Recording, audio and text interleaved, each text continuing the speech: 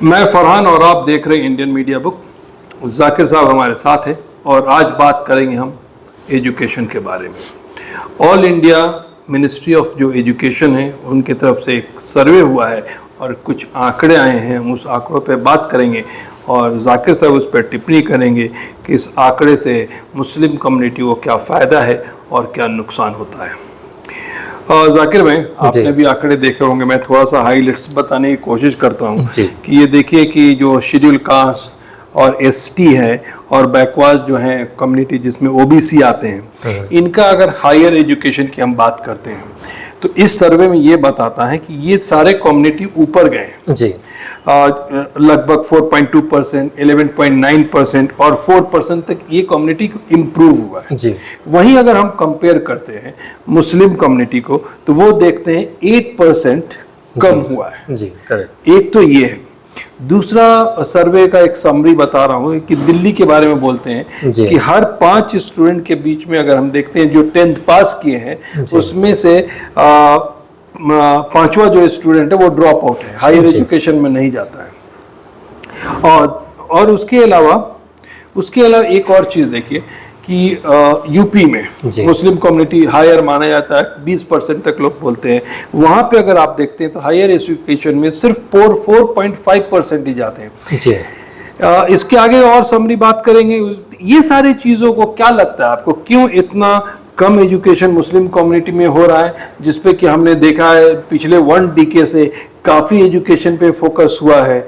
उसके बावजूद भी जो आंकड़े सामने आ रहे हैं उससे ये लगता है कि कहीं ना कहीं कुछ कोताही है, जो कम्युनिटी पढ़ाई की तरफ अपना रुझान नहीं दिखा रही है जी। अगर स्टूडेंट ये जो सर्वे आप बता रहे हैं, all India survey on education, ये हायर एजुकेशन में जो कम्युनिटी वाइज कैटेगराइजेशन है कि हायर एजुकेशन के लिए कौन सी कम्युनिटी जाती है, कौन सी कम्युनिटी ज़्यादा जाती है, उनके परसेंटेज क्या है, तो उसमें जो पूरा जो नेशन वाइड एनरोलमेंट है वहाँ पे है 7.5% नेशनल एवरेज है, मतलब 7.5% नेशनल एवरेज बड़ा है। This is in comparison between 2019 और 20।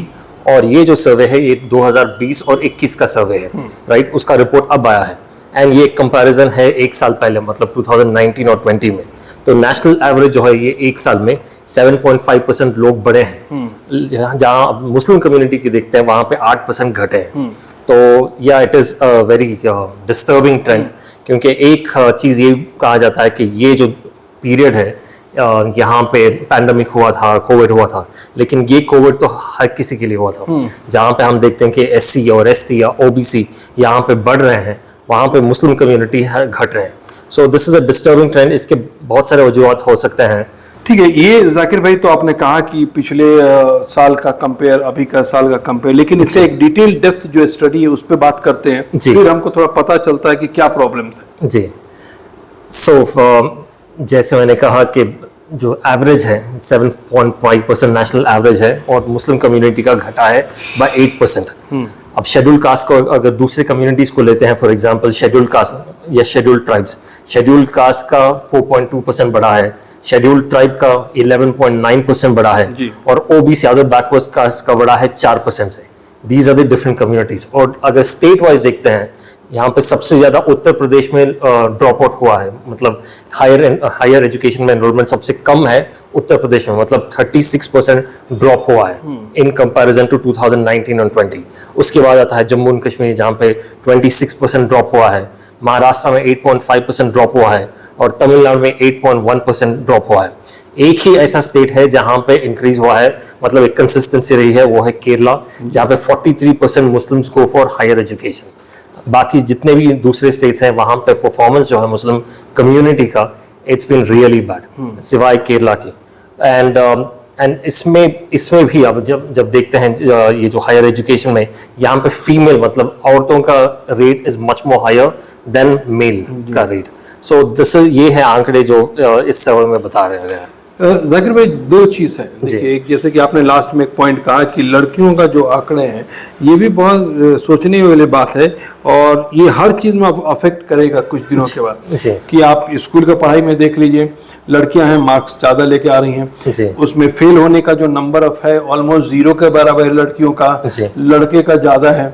तो अगर ये ट्रेंड रहा तो कल पता चला कि लड़कियां ज्यादा पढ़ी लिखी हो जाएंगी और लड़कों की संख्या कम हो जाएगा, तो पता चला डॉक्टर लड़की है और 12th पास लड़के से शादी हो रही है। This situation will going to come soon. तो आई थिंक लोगों को समझना चाहिए कि भाई ड्रॉप आउट क्यों है। इसका एक प्रॉब्लम है, लड़कियों का रेस्ट्रिक्शन घर पे ज्यादा होता है। आप देखेंगे, मैं इसके बारे में थोड़ा सा बात करूं कि क्या है, अपने स्कूल गए आए, उसके बाद उनको नहीं है कि स्कूटर लेके घूमने चले गए, चाय के दुकान पे दोस्तों के साथ बात कर रहे हैं। लेकिन लड़कों में ये ज्यादा है जो टाइम पास, बाहर का माहौल, और ये जो है जिसकी वजह से एजुकेशन पे फोकस नहीं। ओवर आप देख लें, एक यू कैन से दिस, लेकिन मेन मुझे लगता है कि इकोनॉमिक रीजन है, क्योंकि सिर्फ एजुकेशन का ये जो सर्वे है ये आप आइसोलेशन में नहीं देख सकते। इसको मुस्लिम कम्युनिटी की इकोनॉमिक कंडीशन है, उसको साथ में जब लेंगे और वहां के आंकड़े भी देखेंगे, देन यू विल अंडरस्टैंड कि ये प्रॉब्लम क्यों होता है। कंडीशन जो बोल रहे हैं ना जाकिर साहब, तो ऐसा नहीं है कि जिसके घर में लड़कियां हों वो लोग इकोनॉमिकली बहुत अच्छे हैं।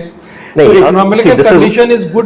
The reason, one of the other reason could also be कि लड़कों में जो है कमाने का प्रेशर बहुत जल्दी आ जाता है। Once they come out of school या कॉलेजेस, वहां पे they are expected to go and earn, जहाँ पे औरतों पे ये प्रेशर एटलीस्ट एक मुस्लिम कम्युनिटी में बहुत कम पाया जाता है कि औरतों पे जाके बाहर जाके कमा के और घर को संभालने का प्रेशर उन पे नहीं होता, in comparison to male who have this pressure कि जाए कमाए और वापस घर को लेके। ये जो पॉइंट आप बोले, इसमें ये बात में कुछ कहीं ना कहीं सच्चाई इसलिए है कि आप जो बोल रहे हैं प्रेशर, क्योंकि आप देखेंगे कि अगर एक टेलर मास्टर है जो खुद टेलरिंग कर रहा है, उसका बच्चा जब 8 साल 9 साल का होता है तो ही स्टार्ट टीचिंग हिम टेलरिंग, और ये सोचता है कि कल बड़ा होके क्या करेगा, क्योंकि वो देख रहा है कि ड्रॉप आउट बच्चे हैं सराउंडिंग में। आप चले जाए उस माहौल में मिलेंगे 10th का ड्रॉप आउट है, 12th का ड्रॉप आउट है, और वो ऐसे ही घूम रहे हैं, उनको जॉब नहीं मिल रहा है। तो एक सोसाइटी में एक चीज बना हुआ है कि बंदा 12th और 10th पास करके उसको कुछ मिलता नहीं है,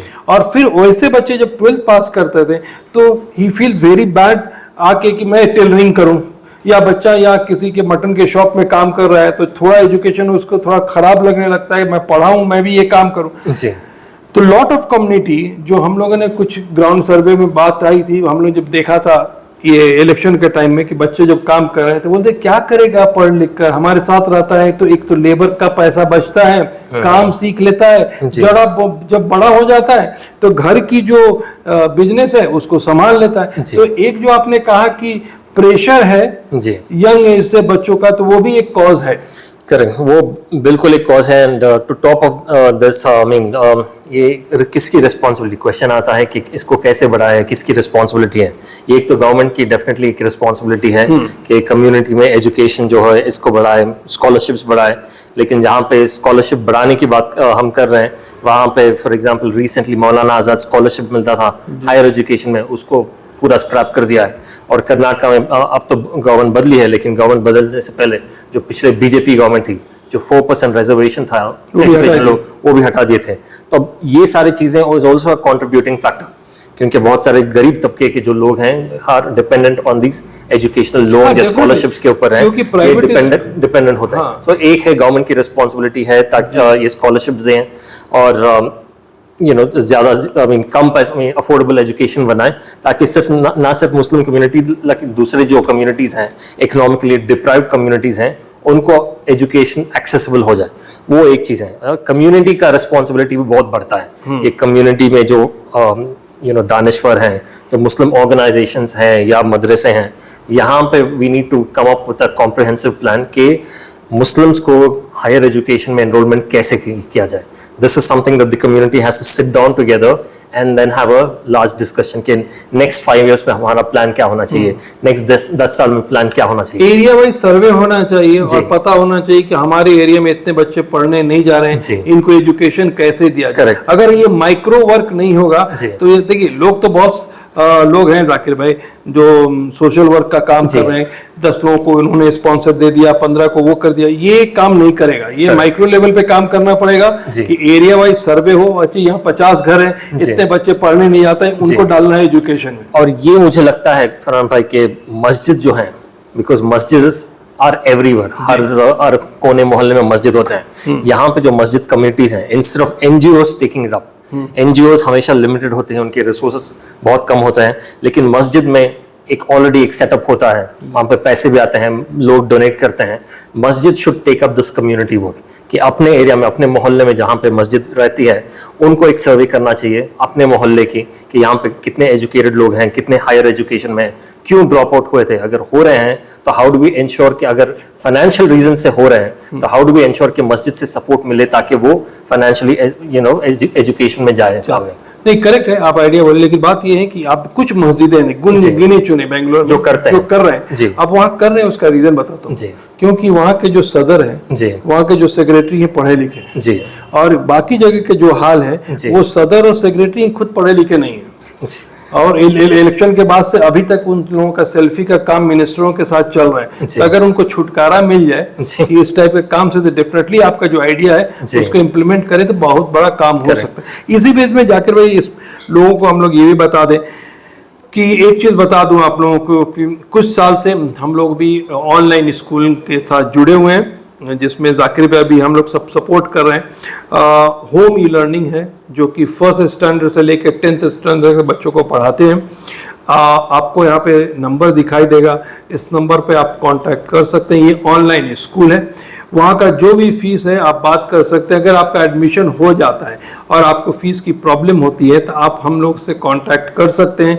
हमारे पास भी कुछ लोगों के स्पॉन्सरशिप आए हैं डिस्काउंट देने के लिए, तो अप टू जो भी फीस होगा उसका 30 to 40% we will take care. तो अगर रियल सीरियसली आप ऑनलाइन स्कूल में जाना चाहते हैं और अपने बच्चों को 10th तक पढ़ाना चाहते हैं तो इतनी मदद हम लोग की तरफ से भी हम कर सकते हैं।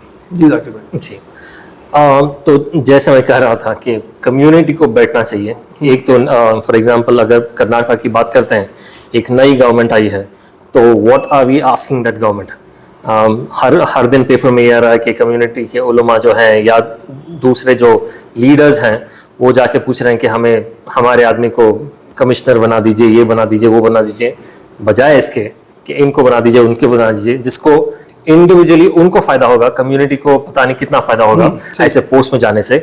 बजाय इसके we should sit down and have a plan के एजुकेशन में हमें क्या क्या चाहिए, क्या लोन्स चाहिए, कहाँ पे यूनिवर्सिटीज चाहिए, कहाँ पे कॉलेजेस चाहिए, हमारे जितने भी एरियाज हैं वहाँ पे बहुत सारे गर्ल्स के लिए कॉलेजेस नहीं है और बिकॉज ऑफ दिस एरिया के बाहर भेजते नहीं है माँ बाप। ये बहुत बड़ा मसला है कि people do not send out the girl students outside the school areas, क्योंकि उनको सिक्योरिटी का वो ऐसा मामला आता है। तो यहाँ पे गर्ल्स के कॉलेजेस बनाए, this should be our plan, right. ये गवर्नमेंट से मांगे, ये तो गवर्नमेंट का है। और कम्युनिटी की जितनी भी ऑर्गेनाइजेशन है, we should come up. Educational loans एक बहुत बड़ा मसला है। थोड़े इदारे हैं जो देते हैं एजुकेशनल लोन्स, लेकिन बहुत कम देते हैं। 1000-2000 रुपए का लोन स्कॉलरशिप देते हैं, इससे कुछ ज्यादा फर्क पड़ता नहीं है। हाँ, उनके इदारों में नंबर्स ज्यादा बढ़ते हैं कि हम 3000 लोगों को दे दिए, 5000 लोगों को दे दिए, but individually it doesn't makes any difference, क्योंकि 2000-3000 में क्या स्कॉलरशिप कुछ नहीं होता, right. So we should understand. और ऐसे इदारे भी नहीं है जहाँ पे जाके आप स्कॉलरशिप ले या इंटरेस्ट फ्री लोन ले, क्योंकि इंटरेस्ट फ्री लोन लेना भी बहुत बड़ा मसला है कम्युनिटी में। So we need to come up with these kind of financial solutions also. या कोई बाहर जाके पढ़ना चाहता है, I have come up across so many cases जहाँ पे लोग आके पूछते हैं क्या क्या ऐसा कोई इदारा है जहाँ पे हमें एजुकेशनल लोन मिल सकता है कम्युनिटी में। ऐसे कोई इदारे हैं नहीं। So we need to think कि हम for the next 5 years, for the next 10 years ऐसे इदारे बनाएं, ऐसे plan, come up with such plans ताकि लोगों को मदद कर सके। So this is what we should be thinking apart from seeking help from the government also. Zakir भाई ने जो कहा उस पर थोड़ी सी मैं ये कर दूं कि अगर आप ऐसा कुछ कर रहे हैं मिलता जुलता और आप चाहते हैं कि आप लोगों से लोग आपके आके मिले और मदद ले, और ऐसा कुछ आपके पास प्लान है, आप हाईलाइट करना चाहते हैं, तो आप हम लोग से कांटेक्ट कर सकते हैं। हम बात करके एक ग्रुप बना के भी काम किया जा सकता है। तो हम लोग भी उसके लिए ओपन है अगर आप चाहते हैं, क्योंकि ये बहुत बड़ा मसला है और इस एजुकेशन के वजह से बहुत सेटबैक है कम्युनिटी में। दूसरी एक चीज़ और हाईलाइट कर दूं लास्ट में, जाकिर भाई जो सामने आया था कि जो टीचर बनते हैं कम्युनिटी में, वो देखिए कि 56% जो टीचर्स आते हैं पूरी इंडिया में ये जनरल कैटेगरी से आते हैं जी। और वहीं पे फिर अगर आप देखते हैं तो ओबीसी हैं और एससी हैं, एसटी हैं, इनका 32% किसी का है, 9% है और किसी का 2.5%। और ओवरऑल अगर फिर मुस्लिम कम्युनिटी का देखते हैं, उनमें से जो टीचर बनते हैं वो सिर्फ 5.6% है जी। जहाँ हमारा पॉपुलेशन जो पूरी इंडिया में वो 14% है, लेकिन हमारे जो टीचर्स निकल के जाते हैं वो सिर्फ 5.6%, और बहुत कम है। अब आप ही सोच के देखिए जाकिर भाई कि क्या आपको कोई टीचर आपके स्कूल में कोई मुस्लिम मिला था क्या? एक दो मुस्लिम टीचर्स थे जो फीमेल टीचर्स थे, हाँ। लेकिन मेल टीचर्स सिर्फ एक कॉलेज में एक था। कॉलेज में मिले, हम लोग मेरे को स्कूल में तो नहीं मिले थे, लेकिन क्या है कि डेफिनेटली कॉलेज में एक दो मिले थे। तो कहीं ना कहीं इसमें, क्योंकि जब आप टीचर होते हैं एक माहौल बनता है, एक टीचर की वजह से वहां पे 10-15 लोग ऐसे ही पढ़ लेते हैं। तो अगर ये परसेंटेज भी हम बढ़ाते हैं तो कम्युनिटी को बहुत बड़ा हेल्प होगा। तो शायद लोगों को इसके ऊपर भी फोकस करना चाहिए, रादर हम बोले कि कमिश्नर का, इस कमिश्नर को पोस्ट दिलवा दो, उस कमिश्नर को डलवा दो, वो मिनिस्ट्री को देखने दें। शायद अगर हम कम्युनिटी के लिए काम करना चाहते हैं तो हमको इस पर फोकस करना चाहिए। हाँ, वो एक जनरल अवेयरनेस भी बहुत कम है कि टीचिंग एज अ प्रोफेशन अपने कम्युनिटी में बहुत कम लोग जाते हैं। In general also people do not prefer कि कॉलेजेस में जाके पढ़ाई, क्योंकि जब कॉलेज या स्कूल में रहते हैं we look down upon our teachers, हम टीचर्स को ज़्यादा उतना देखते नहीं कि सक्सेसफुल हैं करके। सो एक जनरल परसेप्शन भी है लोगों में कि सक्सेसफुल नहीं है, बहुत कम कमाते हैं। लेकिन अब वैसा नहीं है। अब वैसा नहीं, आई मीन अच्छा, आई मीन कॉलेजेस में they make lakhs of rupees, I mean हर एक ऐसे कॉलेजेस हैं अच्छे टीचर हैं, 1 लाख से भी ज्यादा सैलरीज होती हैं उनकी, और बहुत सारे बेनिफिट्स होते हैं। रिस्पेक्ट है, जो टीचर अच्छे हैं, अच्छा पढ़ाते हैं। आप देखो कि सुबह शाम उनके घरों पे ट्यूशन के लिए लाइन लगी रहती है। तो वो एक जमाना था जब बहुत अंडरपेड थे टीचर, लेकिन आज वो नहीं है जी।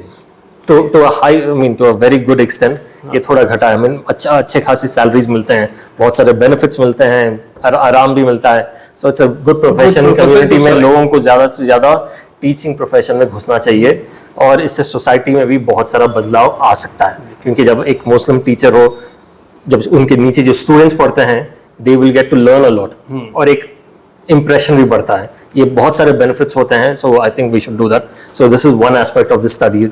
ये जो सर्वे में था ये था जी। तो जाकिर भाई, एक्चुअली मैं और जाकिर भाई के सामने जब ये न्यूज़ आया था, हमने सोचा कि आप तक रखें कि हकीकत क्या है हमारे एजुकेशन का मुस्लिम लेवल में, तो समझने के लिए। तो मतलब ये सिर्फ न्यूज़ बना के आप तक नहीं है, मतलब ये कि आप अगर जुड़ना चाहते हैं, कुछ साथ मिलकर करना चाहते हैं, तो हमारा इंडियन मीडिया बुक आपके लिए हाजिर है। आपके साथ जरूर बात करेंगे और इस चीज़ों को दूसरे तक हम फैला सकते हैं और कुछ अच्छा कर सकते हैं। करेक्ट, बिल्कुल। ठीक है, thank you so much watching Indian media book.